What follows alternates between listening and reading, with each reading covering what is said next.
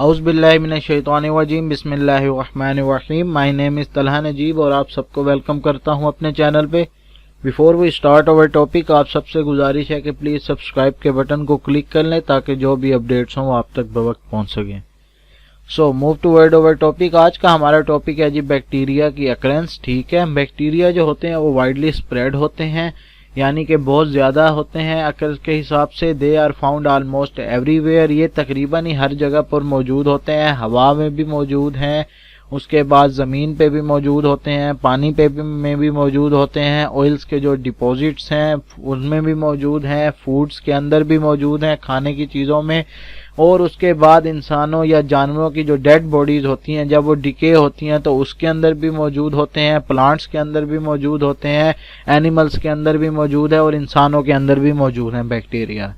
अब ये जो इनका मौजूद तो हैं, लेकिन किस टाइप की बैक्टीरिया मौजूद हैं और कितने नंबर्स में मौजूद हैं वो हमें किस पे डिपेंड करती है, वो इन्वायरमेंटल कंडीशंस पे डिपेंड करती है। ठीक है, जैसी इन्वायरमेंटल कंडीशन होगी वैसी ही बैक्टीरिया वहाँ पे अक्कर कर रही होगी।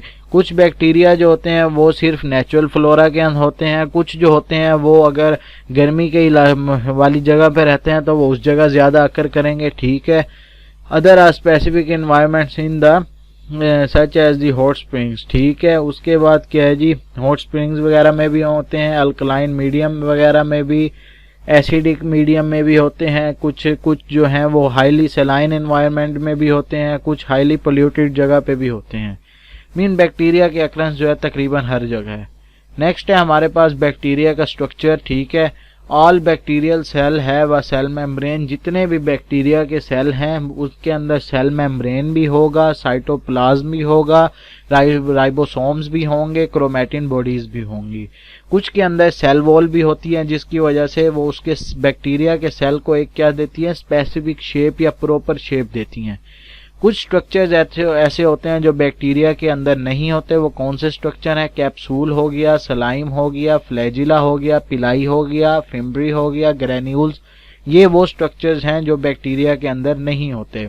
नेक्स्ट हम देख लेते हैं जी बैक्टीरिया का साइज कितना होता है। Bacteria range in size from 0.1 to 600 micrometre. ठीक है जी, 0.1 से लेकर 600 माइक्रोमीटर तक इसका क्या होता है, जो साइज होता है। Bacteria vary in size as much as in the shape. ठीक है, साइजेस में भी वेरी करती हैं बहुत सा और शेप्स में भी वेरी करती हैं। जो सबसे the smallest easy some member of the genus mycoplasma are about. ठीक है, जो हमारे पास माइकोप्लाज्मा की बैक्टीरिया की टाइप्स हैं उनमें जो सबसे स्मॉल होते हैं वो कितने होते हैं, 100 से 200 micrometre in the diameter approximately. और जो सबसे बड़ा इस time the size of the largest virus pox virus. ठीक है, सबसे लार्जेस्ट वायरस कितना होता है, पॉक्स वायरस का है या ई कोली जिसको हम कहते हैं। ठीक है, अब बैसिलस इज अबाउट, बैसिलस का जो साइज है वो कितना है, 1.1 से लेकर 1.5 माइक्रोमीटर तक।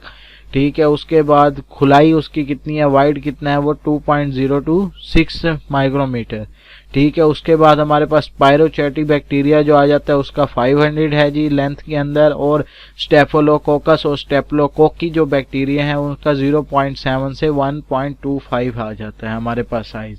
ठीक है, तो ये हमें साइज का पता लग गया कि बैक्टीरिया का कितना साइज होता है, 0.1 से 600 माइक्रोमीटर। ठीक हो गया।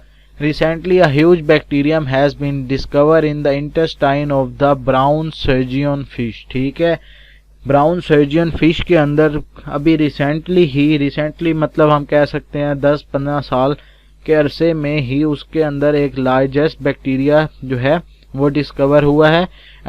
ठीक है, जिसका नाम हमने क्या दिया हुआ है जी, अकेंथरस नाइग्रोफकस। ठीक है, एपियोलिक्यूम फिशियलसोनी grows at the large at 600 micrometer by the 80 micrometer, a little smaller than the printed hyphen.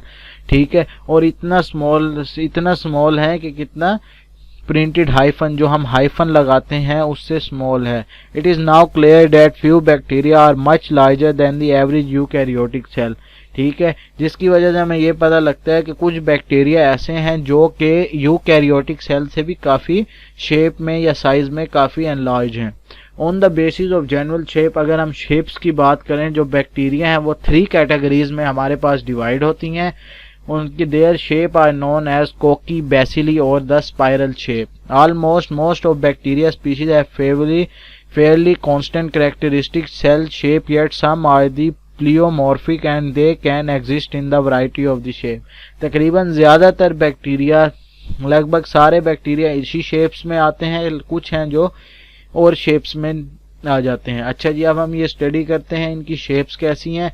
The कोकी बैक्टीरिया जो है, कोकी आर द स्पाइरल, और ये स्पाइरल होते हैं, और ओवल बैक्टीरिया, ठीक है, या फिर ओवल होंगे, एग शेप का बैक्टीरिया होते हैं। Having one of the several distinct arrangement based on their plane division. ठीक हो गया जी, क्या है जी, इनके जो अंदर डिस्टिंक्ट अरेंजमेंट होती है, और लेकिन होते किसमें है, प्लेन के अंदर होते हैं। If division is in the one plane it will produce, अगर एक ही प्लेन में हमारे पास डिवीजन है तो हम उसको डिप्लोकोकस का नाम देंगे या फिर स्ट्रेप्टोकोकस का नाम देंगे। ये डायग्राम में देखेंगे हमारे पास एक ही प्लेन आ रहा है, ठीक है, बिल्कुल सीधा, इसको हम डिप्लोकोकी का नाम याद देंगे या फिर हम स्ट्रेप्टोकोकस का नाम कोकस का नाम देंगे। ठीक है, when coccus occur in the pair then arrangement is the diplococci. ठीक है, अगर ये पेयर बना लेते हैं लेकिन होते किस में है, होते बिल्कुल एक प्लेन में है, उसको हम डिप्लोकोकस का नाम देते हैं।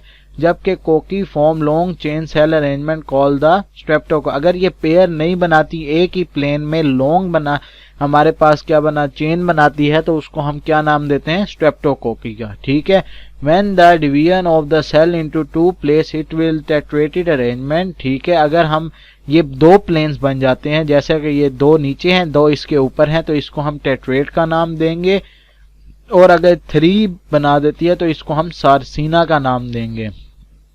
ठीक है, सारसीना किसका, QB of the 8 cocci when division occur in random plane, और अगर रैंडम प्लेन हो, मतलब के 4 प्लेन्स हैं, किसी के अंदर 3 है, किसी के अंदर 5 हैं, तो इसको हम क्या नाम देंगे, इसको हम स्टेफिलोकोकस का नाम देंगे। ठीक है, नेक्स्ट है हमारे पास आ जाता है जी बेसिली। बेसिली कौन सी बैक्टीरिया है, बेसिली जो है वो एक रोड शेप बैक्टीरिया है। ये हम डायग्राम में देखें, अगर ये एक रोड शेप बैक्टीरिया है।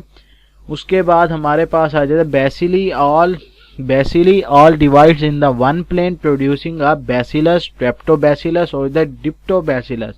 ठीक है, ये हमेशा वन प्लेन के अंदर होते हैं, अगर एक होगा तो इसको हम नेम देंगे बैसिलस का। अगर 2 हमारे पास रोड शेप बैक्टीरिया कंबाइन होते हैं तो ये क्या हम नेम देंगे, इसको हम नेम देंगे डिप्लोबैसिलस, और अगर ज्यादा होंगे तो स्ट्रेप्टोबैसिलस। अच्छा, अब ये ना सिर्फ एक ही प्लेन होगा, ये ऊपर या नीचे यूं नहीं होंगे, एक ही लाइन में होंगे।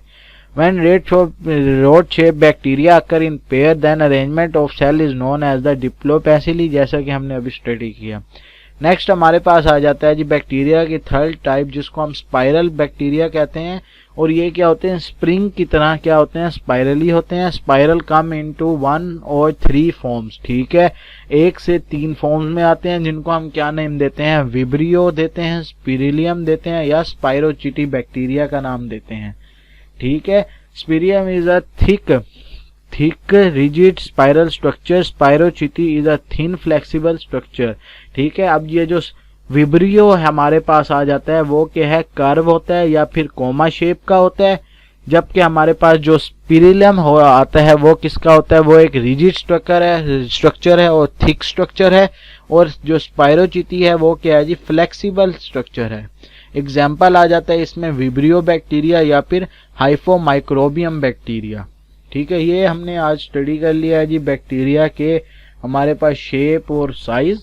ठीक है, और उसकी टाइप्स कितने में डिवाइड हो जाते हैं। तो यहाँ तक आप स्टडी कीजिएगा काइंडली। अगर कोई भी इशू हो तो हमसे कांटेक्ट कीजिएगा, इंशाल्लाह आपका इशू दूर किया जाएगा। आज के लिए आई थिंक इतना ही काफ़ी है। अपना ख्याल रखिएगा, घर वालों का ख्याल रखिएगा। अल्लाह हाफिज़।